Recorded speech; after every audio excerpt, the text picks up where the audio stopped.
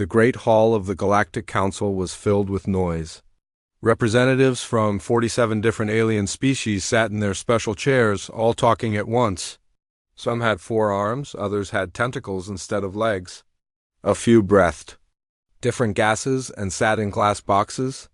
But they all had one thing in common today. They were all angry at humans. Ambassador Taemin Park stood at the center of the hall. He was a tall man with gray hair and tired eyes.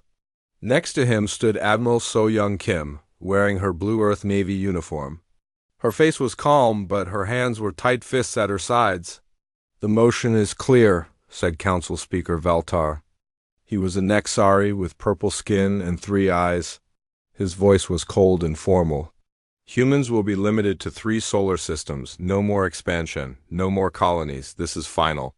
Taemin stepped forward. "Speaker Veltar, we have been good neighbors for 20 years. We have shared our medicine with you. We have fed hungry worlds with our farming methods. We have protected trade ships from pirates. Why do you treat us like enemies?" War Prime Zolkin of the hegemony stood up. He was massive like a walking tank covered in metal plates. "Because you are dangerous," he said in a voice like thunder. "Your people fight too well, your weapons are too strong, your ships are too fast, you grow too quickly." "We have never attacked any council member," Admiral So-Young Kim said. Her voice was steady and clear. "Every human weapon has been used to defend council worlds. Every human colony has followed all council laws." A small alien with insect-like features clicked his mandibles. "But you could attack us. You could defeat us. We have seen your war movies. We know how violent your species is." So Taemin felt his heart sink. For 20 years he had worked to build trust between humans and aliens. He had learned 47 different languages. He had studied alien customs until he could attend their ceremonies without causing offense. He had spent his whole adult life trying to prove that humans belonged in the galaxy. "You judge us by our stories, not our actions," Taemin said. "Yes, humans have fought wars, but we learned from them. We came to space seeking peace, not conquest." "Your history says otherwise," Speaker Veltar replied. "Your people have been at war for thousands of years. Even now, human criminals cause trouble on our worlds. Your emotions make you unpredictable." Admiral So-Young Kim stepped forward. "What about the Corn Plague? Human doctors found the cure in 6 months.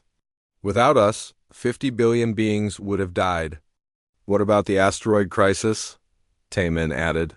"Human engineers saved the Veltani homeworld when their sun was dying." "What about the pirate wars?" So-Young continued. "Human ships have escorted over 10,000 merchant vessels safely through dangerous space." War Prime Zolkin made a dismissive sound. "You helped because it served your interests. You wanted us to trust you. Now we see through your plan." "What plan?" Taemin asked, his voice rising slightly. "To live in peace? To trade fairly? To protect those who cannot protect themselves?" "To take over the galaxy," Zolkin answered. "Step by step. World by world. First you help, then you control. It is the human way." Around the hall, other aliens nodded and made sounds of agreement. Taemin looked at their faces, the same faces he had shared meals with, laughed with, worked with for 2 decades. Now they looked at him with fear and suspicion. "We have never asked to control anything," So-Young said. "We only asked to be treated as equals." "Equals?"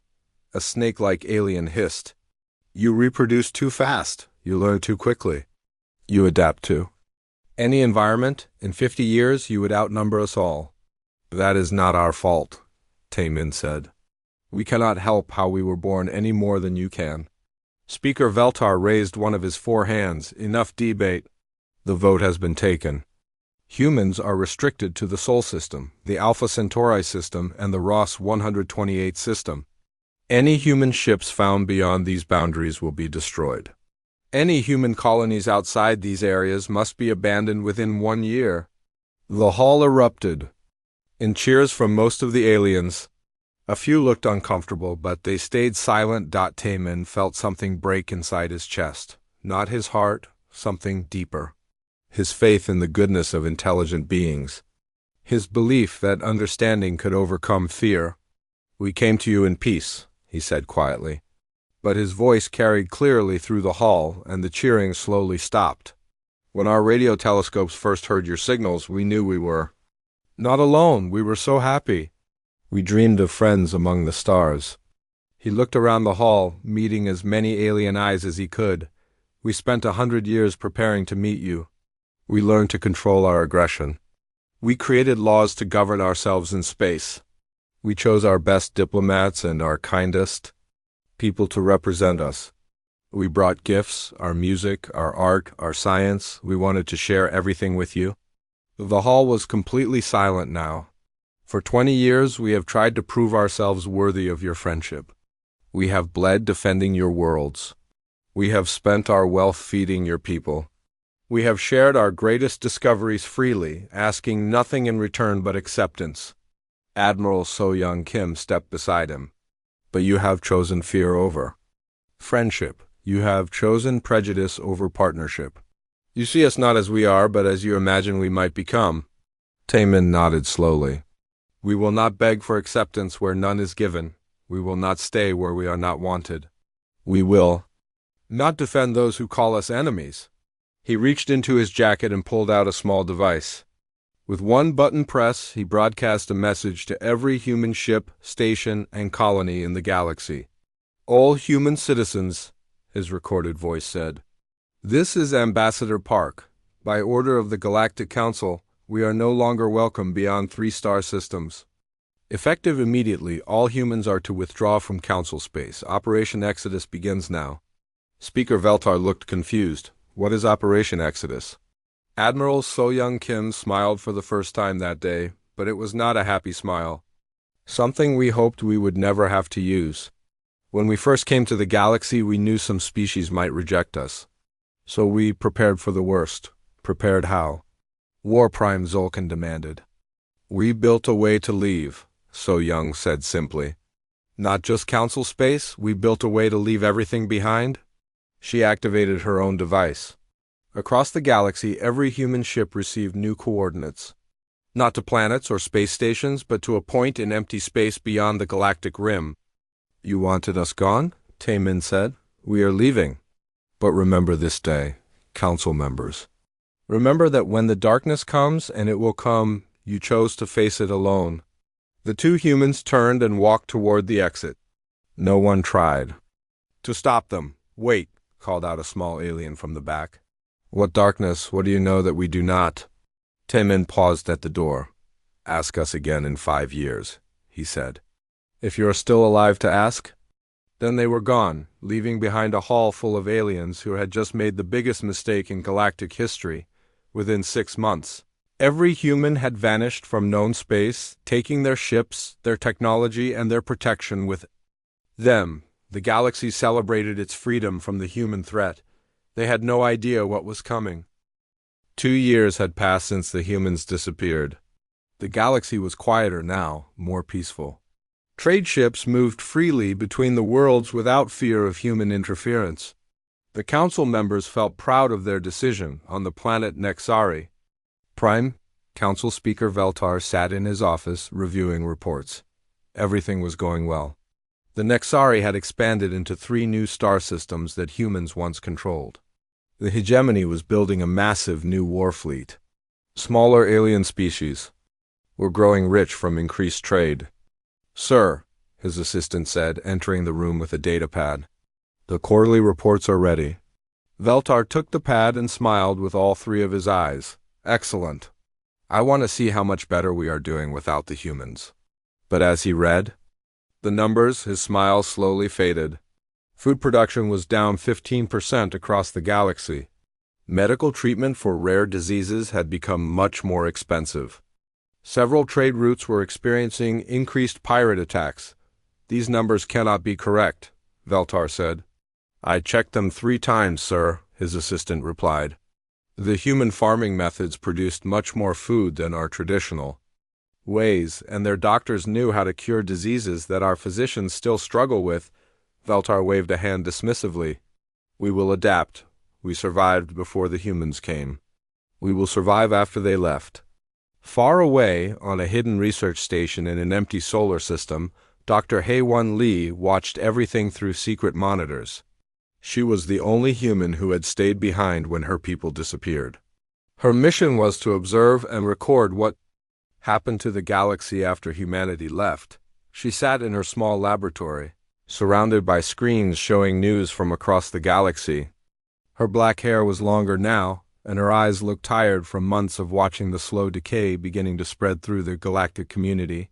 Day 731, she spoke into her recording device. The Council continues to celebrate their independence from humanity. But the cracks are starting to show. She pulled up a star map on her main screen. Red dots marked worlds where problems were growing. Yellow dots showed areas where pirate activity was increasing. Blue dots indicated planets struggling with food shortages. The Veltani are having trouble with their farming systems, she continued. Without human engineers to maintain the atmospheric processors, their crop yields are falling. The Corran are seeing a return of the plague in remote colonies. Without human medical knowledge, they cannot stop its spread. Dr. Lee paused her, recording, and rubbed her tired eyes. She had tried to warn the Council before humanity left. She had sent anonymous messages about the services humans provided that went unnoticed. No one had listened on the other side of the galaxy. Captain Woo Jin Choi of the Nexari Defense Fleet was investigating something strange. His ship, the Bright Star, had received a distress call from a mining station in the Outer Rim. But when they arrived, they found nothing. "Captain," his communications officer said, "there is no sign of the mining station. According to our records, it should be right here." Woo Jin looked out at the empty space where a station holding 3,000 workers should have been. There was no debris. No bot is floating in space. No emergency pods, nothing at all. "Run a full sensor sweep," he ordered. "Check for any trace of what happened here." His science officer, a four-armed Delvani named Science Officer Connell, worked at her station for several minutes. "Captain, this is very strange. I am detecting traces of exotic radiation, but I cannot identify the source. Could it be a weapon attack?" Woo Jin asked. "No, sir. This radiation signature does not match any known weapon. It is like ... Space itself was damaged here." Woo Jin felt a chill run down his spine. In his 20 years of service, he had never seen anything like this. "Send a full report to Command, mark this area as dangerous and keep all ships away." But the mining station was not the only thing that had vanished. Over the next 3 months, 5 more stations went silent. Then an entire asteroid mining operation with 10,000 workers simply disappeared. Each time, the only trace left behind was the same strange radiation. The Council tried to keep the disappearances secret, but word began to spread. Families wanted to know what happened to their loved ones. Insurance companies demanded explanations for the lost property. News. Reporters started asking difficult questions. War Prime Zolkan called an emergency meeting of the Council's military leaders. The massive hegemony warrior stood before a holographic map showing all the missing locations. 7 installations have vanished in 4 months, he announced to the assembled officers. 33,000 beings are missing. We have no idea what is causing these disappearances. Commander Jin A. Yoon of the hegemony raised her armored hand. "Sir, have we considered that this might be connected to the humans leaving?" Zolkan's eyes flashed with anger. "The humans are gone. Whatever is happening now is not their doing." "But the timing seems suspicious," Jin-A continued. "These disappearances started 6 months after the humans left. Maybe they knew something was coming." "Impossible," Zolkan growled. "If they knew about a threat, they would have told us. It would have been in their interest to maintain their alliance with us." Jin-A wanted to point out that they had rejected the human alliance, but she stayed quiet, questioning War Prime. Zolkan's decisions was not wise. Dr. Haewon Lee had been monitoring the disappearances from her hidden station. She knew exactly what was happening, and it terrified her. She pulled up classified human files on her computer, files that the rest of the galaxy had never seen. "The barriers are failing," she whispered to herself. just as the humans predicted they would. Years ago, human scientists had discovered something horrible lurking at the edge of their reality, something that existed in the spaces between dimensions, always hungry, always seeking new universes to consume. They had found evidence that this entity had tried to break into their reality before, thousands of years ago, but something had stopped it then. Something had built barriers to keep it out. The humans had spent decades trying to figure out what those barriers were and how to maintain them. They had discovered the truth just before joining the Galactic Council. The barriers were failing. Without constant maintenance, they would collapse. Completely within a few years. The entity would break through and devour everything. That was why humans had been so eager to join the Council. They needed help to maintain the barriers. They needed the galaxy's best scientists and engineers working together to find a solution, but the Council had rejected them. And without their help, humanity had realized they could not save the galaxy, so they had made a desperate choice. They had taken their knowledge and their technology and disappeared, hoping to find another way to survive what was coming. Dr. Lee recorded another message. Day 812. The disappearances are increasing. The Council still does not understand what they are facing. They think this is a normal threat that can be fought with normal weapons. They have no idea that reality itself is under attack. She paused and looked at a photograph on her desk. It showed her with her husband and 2 children, all of whom had gone with the other humans when they left. She had volunteered to stay behind to document what happened, knowing she might never see them again. The entity the humans called the consuming void is breaking through, she continued. Each disappearance makes it stronger. Each missing station gives it more power to tear larger holes in reality. She stood up and walked to her window, looking out at the stars. Somewhere out there, beyond the edge of the galaxy, her people were preparing for a war that the Council could not even imagine. The humans tried to warn them, she said quietly. Ambassador Park's last words were a promise and a threat. When the darkness comes, you chose to face it alone. The darkness is here now, and the galaxy is not ready.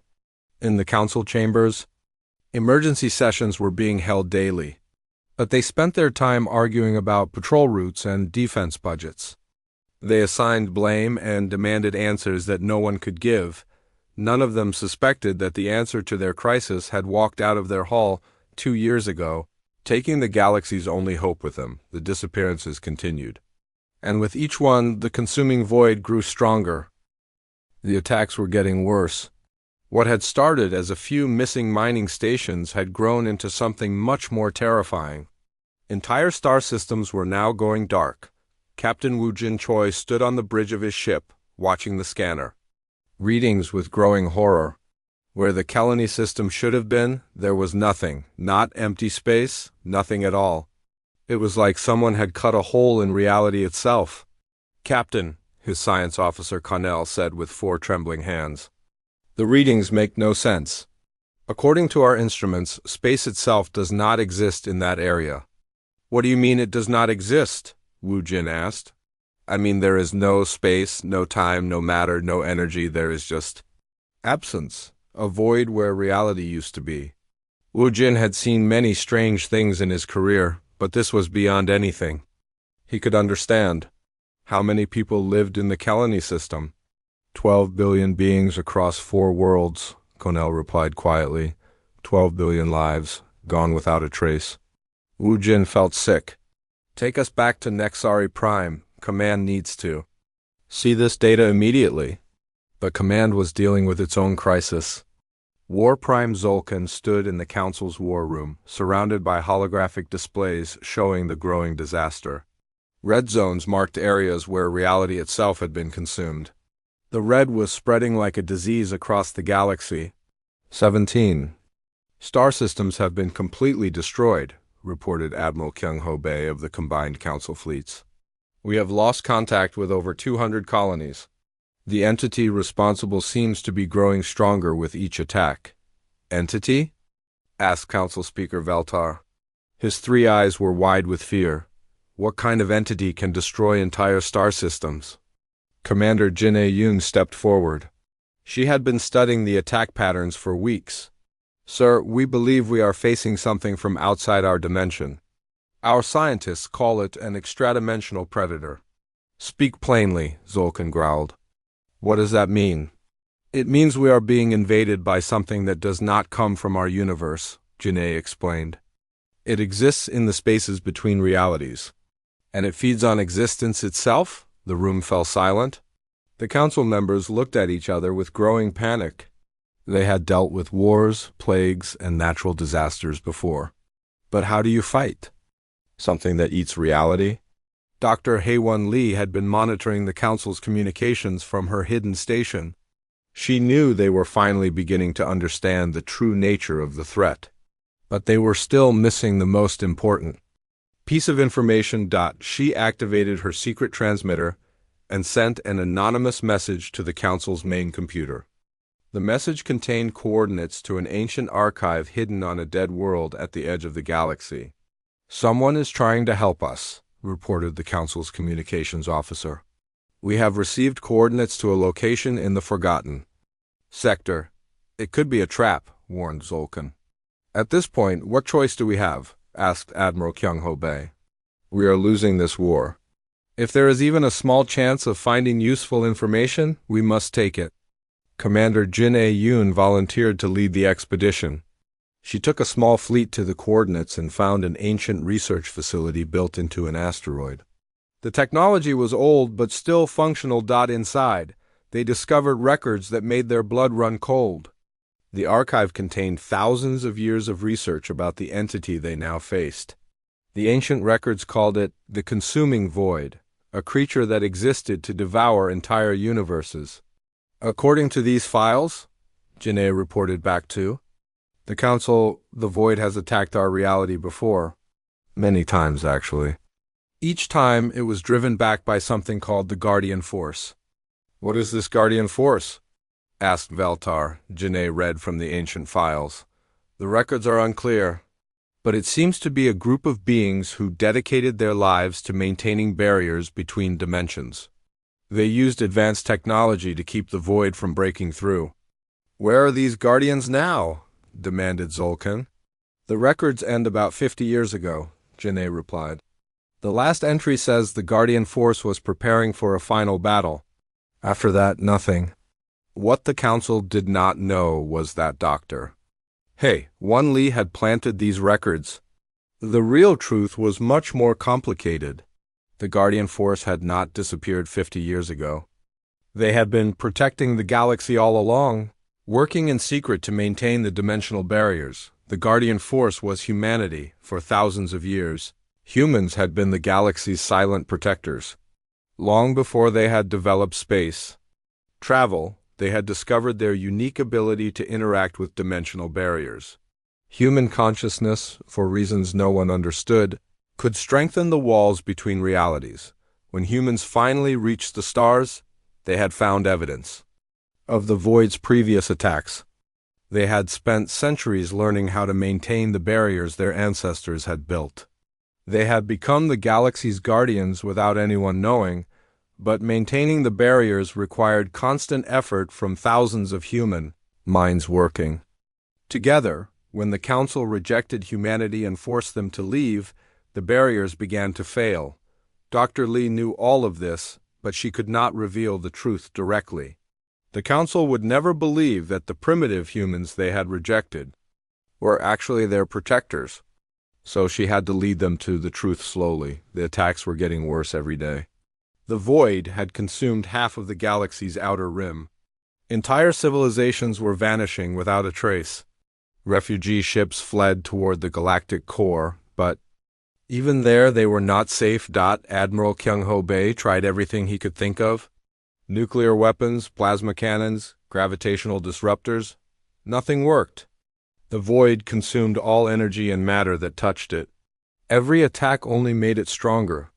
It is like trying to fight darkness with fire, he reported to the Council.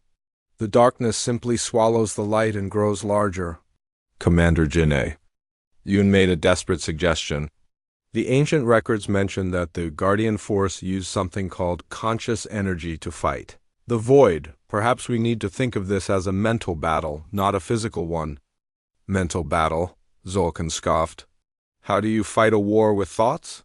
I do not know, Janae admitted. But conventional weapons are useless. We need to try something different. The Council authorized experiments with psychic warfare, telepathic attacks, and mental shields. But none of their species had the right kind of consciousness to affect the void.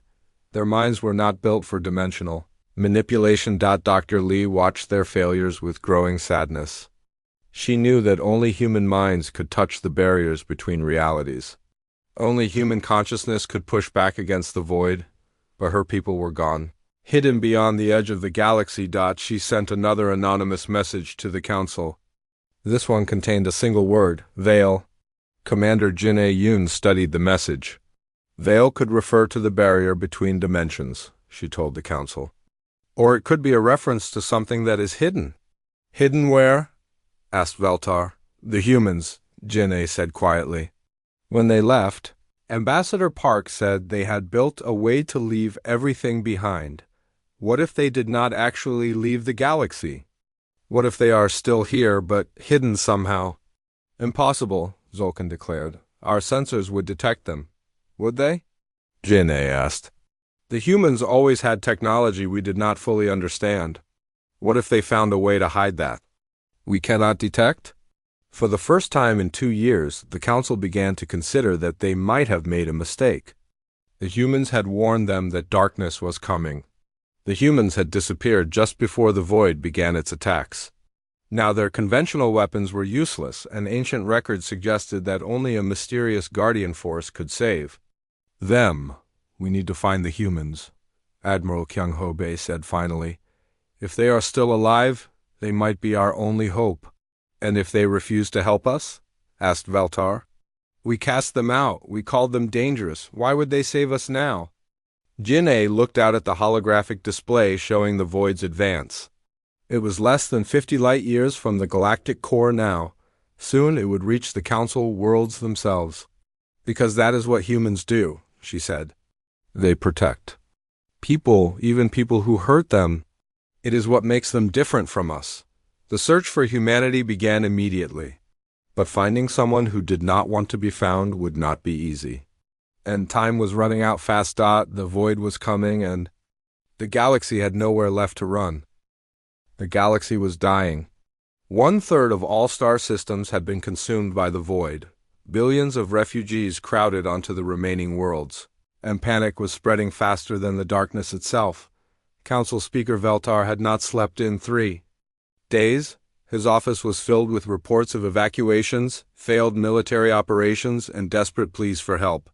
The three-eyed Nexari leader looked older than his years as he stared at the holographic map showing the void's advance. How long until it reaches Nexari Prime? He asked Admiral Kyung-ho-bae. 6 weeks, maybe 7, the Admiral replied grimly. Our evacuation ships cannot move everyone in time. We will lose billions more lives. Veltar closed all 3 of his eyes. 2 years ago, he had been so proud when the Council voted to restrict humanity. Now he would give anything to have those strange, violent, brilliant humans back at his side. Any progress on finding them? He asked. Commander Jin-A Yoon has a theory, Admiral Bae reported. She believes the humans created some kind of dimensional fold to hide in. She calls it the Veil Protocol, based on the anonymous message we received. Can we break through this veil? We are trying. Dr. Haewon Lee of the Human Research Division has been helping us understand their technology. Veltar looked surprised. I thought all humans had left the galaxy. Apparently not all of them, Admiral Bae said carefully. Dr. Lee came forward yesterday and admitted she had been hiding on a research station. She says she has been studying human dimensional technology. What the Admiral did not know was that Dr. Lee had been guiding their research all along through anonymous messages.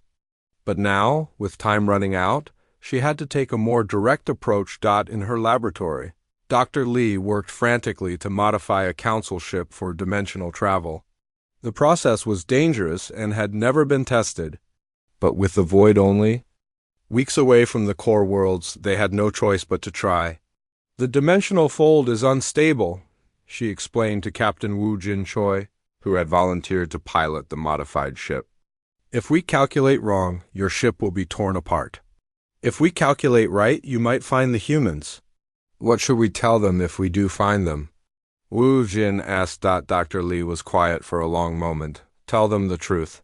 Tell them the galaxy is dying. Tell them we were wrong to cast them out. Tell them we need their help. Will they listen? I do not know, she admitted. Humans can be very forgiving, but they can also hold grudges for a very long time. And the modified ship launched 3 days later. Wu Jin's crew included representatives from 12 different species, all hoping to prove their sincerity to humanity. Commander Jin-A Yunhad insisted on joining the mission despite the danger. Beginning dimensional fold in 3.do.done. Dr. Li announced from the control room. The ship disappeared from normal space in a flash of strange light. For a terrifying moment, nothing existed. Then suddenly they were somewhere else entirely. Where are we? Asked Jin-A, looking at the scanner readings. According to our instruments, we are in the same location as before, Wu Jin replied. But everything is different. Outside the ship's windows, they could see familiar stars. But the stars were brighter, cleaner somehow. And there, hanging in space like a jewel, was a massive structure unlike anything they had ever seen. It was a space habitat the size of a small moon, covered in gardens and cities that seemed to glow with their own light. Ships moved around it. Human ships, but evolved beyond anything the galaxy had seen before. They seemed to be made of pure energy held in solid form. Incredible, Jin-A whispered. What have they become? A voice spoke in their minds rather than through their communication system. It was warm but incredibly powerful, like hearing the thoughts of a star. Council ship Bright Star, you have entered human space. State your purpose. Wu Jin tried to speak but found his voice caught in his throat. The presence he felt was overwhelming, not threatening, but so much greater than himself that he felt like an insect before a god. Jin-A managed to find her voice. We seek an audience with the human leadership. The galaxy is in danger. We need help. There was a long pause. Then the voice spoke again. You will be taken to the Council of Guardians. Do not be afraid, you are safe here. A beam of light surrounded their ship and gently pulled it toward the massive habitat. As they got closer, they could see humans walking in the gardens, but these were not the humans they remembered. They seemed taller, more graceful. Some appeared to be made of light themselves, while others looked normal but moved with impossible elegance. They were brought to a great hall that seemed to exist both inside and outside at the same time. At the center stood two figures who radiated such power that the alien visitors had to shield their eyes. I am Director Taemin Park, said one of the figures. His voice was the same as the old ambassador, but deeper and filled with cosmic authority. And this is Admiral So-Young Kim. We are the leaders of what humanity has become. Wu Jin knelt without thinking. Director Park, Admiral Kim, our galaxy is dying. Something called the consuming void is destroying everything. We were wrong. To cast you out, we need your help. Director Park looked down at the kneeling aliens with eyes that seemed to hold the wisdom of ages. Rise, Captain Choi. You and your companions are not responsible for the Council's decision. You have come far to find us. You knew we would come? Jin-A asked. We have been watching, Admiral So-Young Kim replied. We never stopped protecting the galaxy, even after you rejected us, but our power from this dimension is limited. The barriers between realities are failing. Can you stop the void? Wu Jin asked desperately. Director Park and Admiral Kim exchanged a look that seemed to contain entire conversations. Yes, Director Park said finally. But the price will be everything we have become. To permanently seal the void, we must merge our consciousness with the dimensional barriers themselves. We will become the wall between darkness and light, but we will cease to exist as individual beings. You would sacrifice yourselves for us? Jin-A asked in amazement. After everything we did to you, Admiral Kim smiled sadly. That is what? It means to be human, Commander. We protect those who cannot protect themselves, even if they hate us for it. There is something else you must know, Director Park continued. The barriers have been failing because we were not there to maintain them. For thousands of years, human consciousness has been the only thing keeping the void out of our reality. When you forced us to leave, we could no longer do our duty as guardians. The revelation hit the alien visitors like a physical blow. Humanity had been their protectors all along. The dangerous species they had rejected had been the only thing standing between the galaxy and destruction. We did not know, Wu Jin said, his voice breaking. If we had known ... You would have made the same choice, Director Park said gently. Fear is stronger than wisdom in most species. But humans have learned to overcome fear through sacrifice. What do you need from us? Janae asked. Go back to the council, Admiral Kim replied. Tell them the truth. Prepare them for what is coming. We will follow soon. But first we must gather all of our people. This will be humanity's final act, and every human consciousness will be needed. Will we ever see you again? Wu Jin asked. Director Park looked out at the stars visible through the hall's transparent walls. Look for us in the space between. Spaces, Captain. When you see the barriers that keep the darkness out, you will see us. We will be the guardians eternal, watching over the galaxy we chose to protect. The alien delegation was transported back to their ship in the same beam of light. As they prepared to return to normal space, they saw thousands of human ships beginning to move. Each one carried the evolved consciousness of humanity toward their ultimate destiny. Dimensional fold complete, Dr. Lee announced as the bright star reappeared in normal space. Did you find them? Yes, Wu Jin replied quietly. And they are coming home? The council chamber had never been so quiet. Every representative sat in stunned silence as Captain Wu Jin Choi finished his report. The truth was almost too much to believe. You are saying that humans have been protecting us for thousands of years? Council Speaker Veltar asked slowly. That they were our guardians all along? Yes, sir, Wu Jin replied. Director Park explained that human consciousness has a unique ability to interact with dimensional barriers. They have been keeping the void out of our reality since before. They even had space travel. War Prime Zolkin sat heavily in his chair. The massive warrior looked broken. And we cast them out. We called them dangerous and forced them to leave. They never stopped protecting us, Commander Jin-A Yoon added. Even from their hidden dimension, they have been maintaining the barriers as much as they could. But their power was limited. From that distance, Admiral Kyung-Ho Bae studied the holographic display showing the void's current position. It was now only 3 weeks away from the core worlds. Can they stop it? Yes, Wu Jin said. But the cost is their existence as individuals. They must merge their consciousness with the dimensional barriers to permanently seal the void. They will become eternal guardians. But they will no longer be human as we know them. The chamber erupted in shocked whispers. Several alien representatives began to weep, a rare display of emotion in the formal council setting. They would do this for us? Asked a small insectoid representative. After we rejected them? It is what humans do, Janae replied. They protect others even at the cost of their own lives. Dr. Hawan Lee entered the chamber at that moment, her face pale but determined. The humans are returning, she announced. My sensors are detecting massive dimensional distortions throughout the galaxy. They are bringing their entire civilization back to normal space. How many of them are there now? Veltar asked. Approximately 50 million human consciousness. Entities, Dr. Lee replied. But they are no longer purely physical beings. They have evolved into something between matter and energy. Each one has the power to affect reality itself. As if summoned by her words, the chamber's main screen activated. The image showed a vast fleet of ships unlike anything the galaxy had ever seen. They seemed to be made of crystallized light, beautiful and terrible at the same time. A familiar voice filled the chamber, Director Taemin Park, but his presence felt vast and cosmic. People of the Galactic Council, he said, we have returned not in anger, but in duty. The consuming void threatens all life in our reality. We will stop it, but first you must understand what this will cost. The screen changed to show images of the void, a creeping darkness that devoured everything it touched.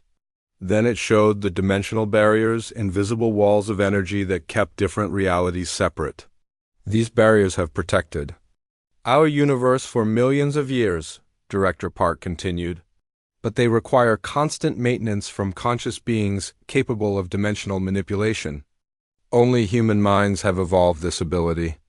Admiral So-Young Kim's voice joined the transmission.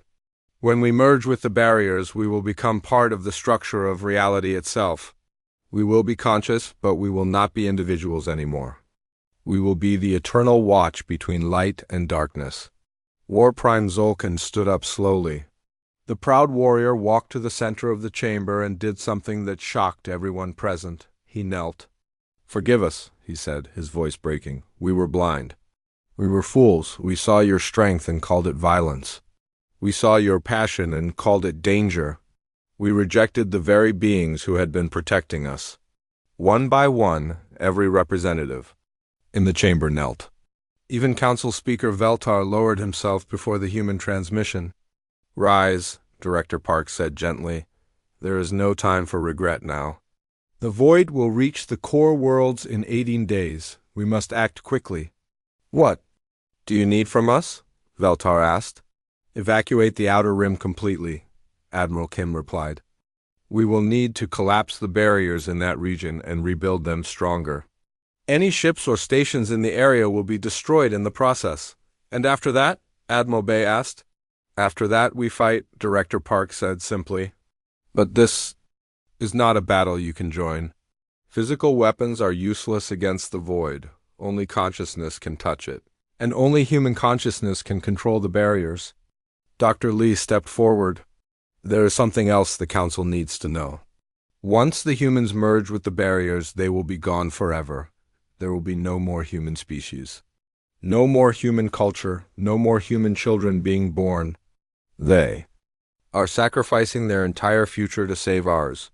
The weight of this sacrifice settled over the chamber like a heavy blanket. An entire species was choosing to give up their existence to protect others who had rejected them. "Why?" asked the small insectoid representative, tears streaming down his face. "Why would you do this for us?" Director Park's image smiled. Expression full of both sadness and love. "Because someone must stand guard? Because the light must be protected from the darkness. Because that is what makes us human." The transmission ended, leaving the chamber in profound silence. Over the next 2 weeks, the greatest evacuation in galactic history took place. Billions of beings fled the outer rim as human ships took position along the dimensional barriers. The evolved humans worked with precision and purpose, preparing for their final transformation. Dr. Lee remained at her observation post, documenting everything. She watched as her people, her friends, her family prepared to sacrifice themselves for a galaxy that had never appreciated them. On the final day before the battle, she received a personal message from Director Park. "Hey One," his voice said, warm despite his cosmic power, "you have served faithfully as our witness. When this is over, tell the galaxy's children about us. Not as heroes or martyrs, but as beings who chose love over fear." "I will," she whispered. To the empty space around her. The next morning, sensors throughout the galaxy detected the beginning of humanity's final transformation. One by one, 50 million human consciousness entities began merging with the dimensional barriers. The process was beautiful and terrible to watch. Each human became a pillar of light stretching between realities, their individual personalities dissolving into something greater. They retained their awareness but lost their separateness. Becoming part of an eternal guardian force, Admiral So-Young Kim was among the last to transform. As her individual consciousness merged with the cosmic structure, her final words echoed. "Across the galaxy, we are the shield between the light and the dark. We are the price of your tomorrows. Remember not that we were cast out, remember that we came back." When the transformation was complete, the galaxy felt different. The air itself seemed cleaner, more stable. Reality felt solid in a way it never had before, the consuming void sensing the strengthened barriers, launched its final assault. But now it faced not just protective walls, but conscious guardians who could actively fight back. The battle between the void and humanity's guardian consciousness raged for 3 days. It was fought not with weapons or ships, but with pure will and determination. The humans pushed against the cosmic darkness with their unified spirit, slowly forcing it back. Toward the edge of reality, on the 3rd day, the last portal between dimensions slammed shut. The void was sealed away forever, unable to return to threaten their universe again. The galaxy was safe. But humanity, as a living species, was gone. In their place stood eternal sentinels, conscious beings woven into the fabric of reality itself, forever watching, forever protecting, forever standing guard against the darkness that dwelt beyond the walls of existence. 50 years had passed since the day humanity saved the galaxy. The memorial gardens on every world bloomed with flowers that somehow seemed to glow with their own inner light. Children who had never seen a living human still knew their names, and their sacrificed Dr. Haewon Lee, now an old woman with silver hair, walked slowly through the memorial of guardians on Nixari Prime. She carried a small recorder, as she had done every year on this day. Her mission to document humanity's story was almost complete. Final entry, she spoke into the device. Anniversary 50 of the Guardian transformation. The galaxy prospers under their protection. She paused at a statue of Director Taemin Park, carved from stone that seemed to shimmer between dimensions. Around the base were carved the names of all 50 million humans who had given their lives to become eternal guardians. The children born after the transformation cannot imagine a galaxy without the guardian presence, she continued. They grow up feeling safe, protected by forces they cannot see but somehow know are there. Captain Woojin Choi, now an elderly Nexari with dimming eyes, approached the memorial. He moved slowly but with dignity, wearing the medals of a war that had been fought with love rather than weapons. "Dr. Lee," he said softly, "I hoped I would find you here." "Captain Choi?" she replied with a warm smile. "Or should I say Admiral Choi now? Please, just Woojin. We are too old formalities." He looked up at the statue. "Do you ever regret staying behind? You could have gone with them." "Every day," she admitted. But someone had to tell their story. Someone had to make sure the galaxy remembered not just their sacrifice, but their message. And what was their message? That love is stronger than fear. That protection is more important than power. That true strength comes from choosing to help others even when they do not deserve it. They stood together in comfortable silence. Two old beings who had witnessed the most important moment in galactic history. Around them, families visited the memorial, teaching their children about the humans who had become their eternal protectors. "The council voted last week," Woojin said finally. "The Guardian Academy will be built here on this site." Dr. Lee nodded approvingly. "Good. The next generation should learn about humanity where their memorial stands. Will you teach there?" "4. As long as I am able," she replied. "Though I fear my time is growing short. What will you teach them?" Dr. Lee thought for a moment, watching a young alien child place flowers at the base of Admiral So-young Kim's statue. "I will teach them that heroes do not always win battles with swords and guns," she said. "Sometimes they win by choosing to become the shield that protects others. I will teach them that humanity's greatest weapon was not their technology or their strength. It was their willingness to love a galaxy that feared them." As the twin suns of Nexari Prime began to set, the memorial took on an otherworldly glow. For just a moment, the statues seemed to move, and the carved faces appeared to smile. "Do you think they can hear us?" Woojin asked.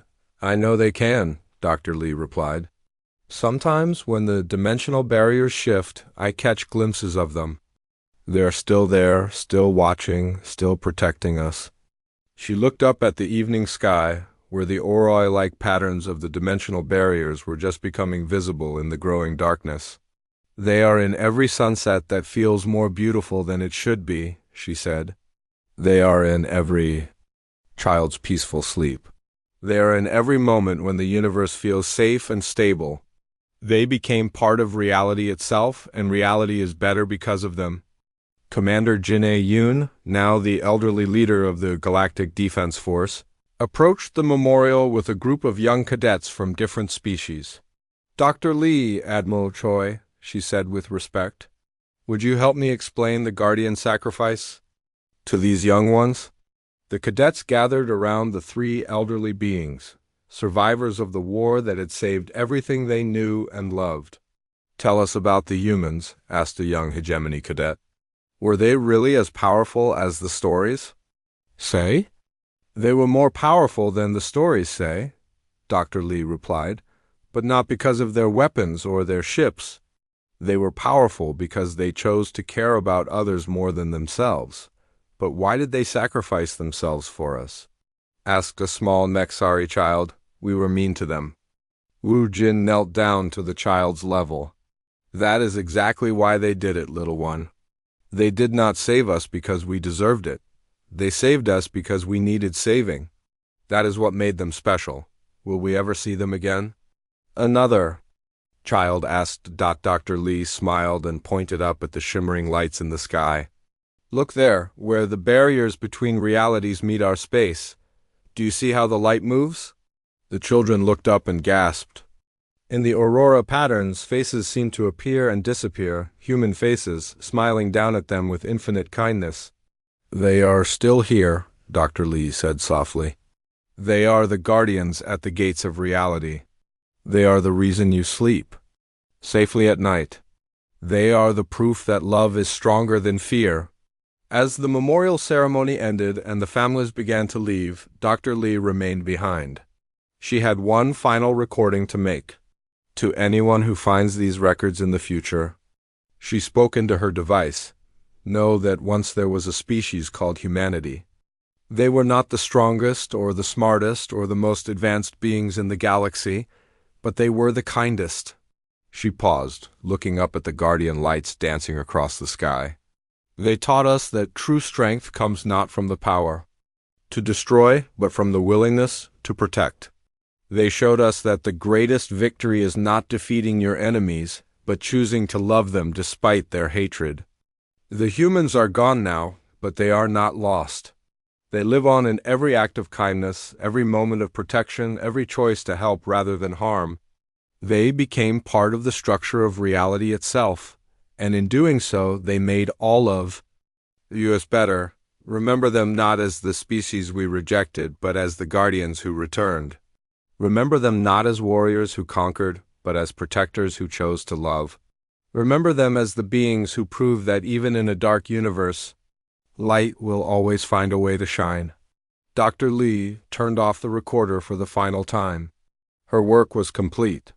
The story of humanity had been told, and it would live on long after she was gone. As she walked away from the memorial, she felt a gentle warmth surround her, like being embraced by an old friend. She looked up and saw a familiar face in the guardian lights, Director Taemin Park smiling down at her with approval. "Thank you," she whispered to the sky. "Thank you for showing us what it means to be truly human." The lights pulsed once, as if in reply, and then settled into their eternal dance across the heavens. The galaxy was safe. The Guardians were watching.